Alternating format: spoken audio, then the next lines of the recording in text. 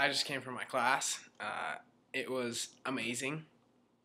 So I finished my paper last night, the one that I had been working on, and I emailed to the professor late and told her that, I'd like to have the opportunity to possibly read it in front of class, and she emailed me back this morning and said it was amazing and that she thought it was a disservice if I did not read it in front of the class.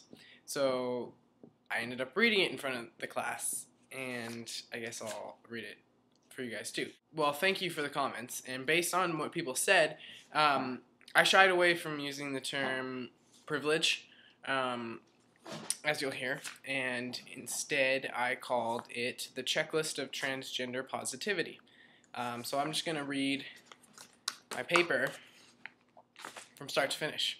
And there's actually, if you want to read it, I posted it on my blog, which there's a link on my channel.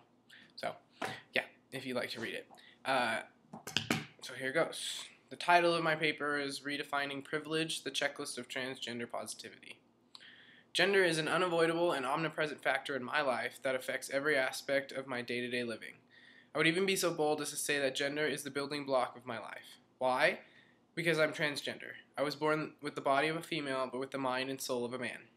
In my quest to figure out who I am and who I want to become, I have stumbled across many writings by other trans people that talk about their experiences and how they compare to the experiences of cisgender people, that is to say, non-transgender people. One such document that has stuck with me is called the Cisgender Privilege Checklist, written by the Transgender Boards in 2005. The checklist details ways in which cisgender people have apparent privilege over transgender people by putting a cisgender spin on many of the struggles that transgender people face on a daily basis. The following items are selections from that checklist.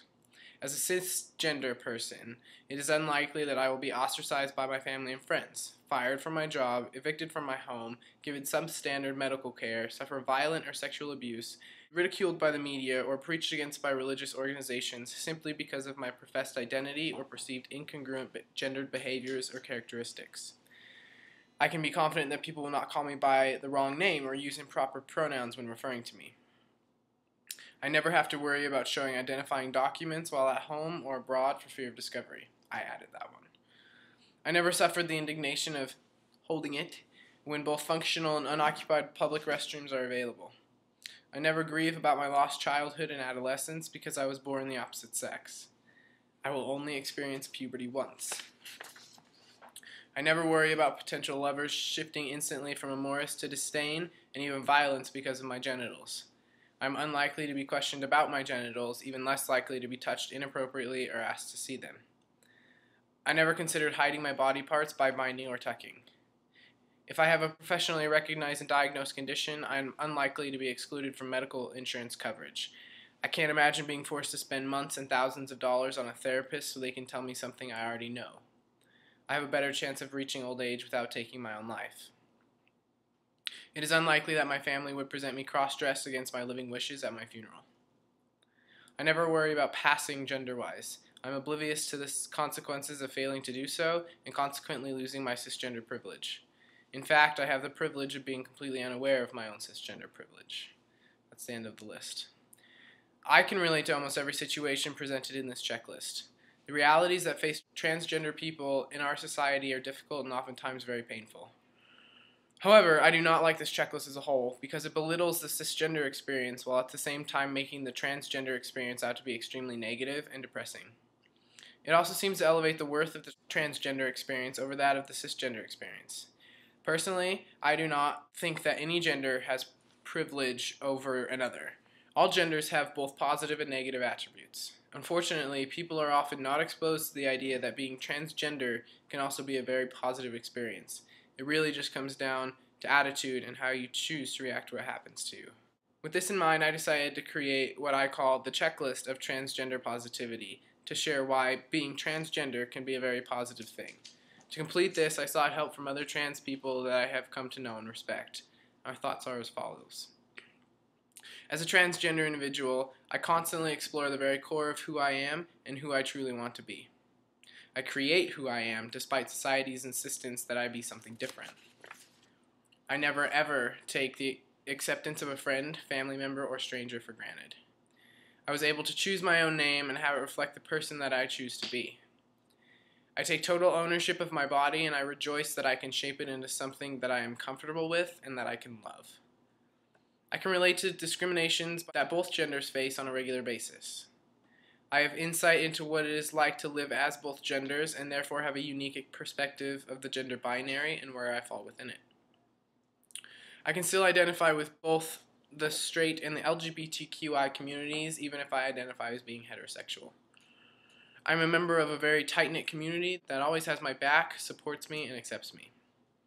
I never take simple things for granted, such as being referred to as my preferred pronoun, having a flat chest or breasts, wearing a suit or a dress, or using a public restroom.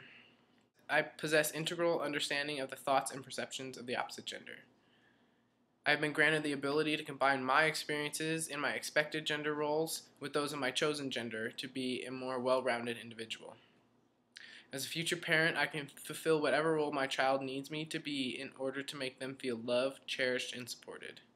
I force people to open their minds and widen their views to accept differences in sexuality, gender, and the human experience. I've become much more empathetic of human suffering, which causes me to become a much less judgmental person. I can advocate for a cause by simply being myself. I possess a newfound strength in knowing that if I can get through the difficulties of transition, there is nothing I can't do. Life is much less daunting after that. And my final thought is this.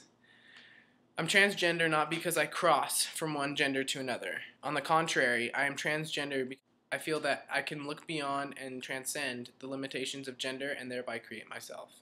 And because of this, I'm proud to say I'm transgender.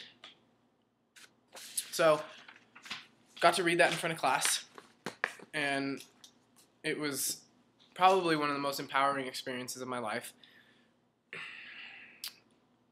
People, we had a very good discussion afterwards, and people really liked hearing that. As much as I preach that transgender can be a very good thing, it's often not heard. So that was the first time they'd really heard the positive aspects of being trans.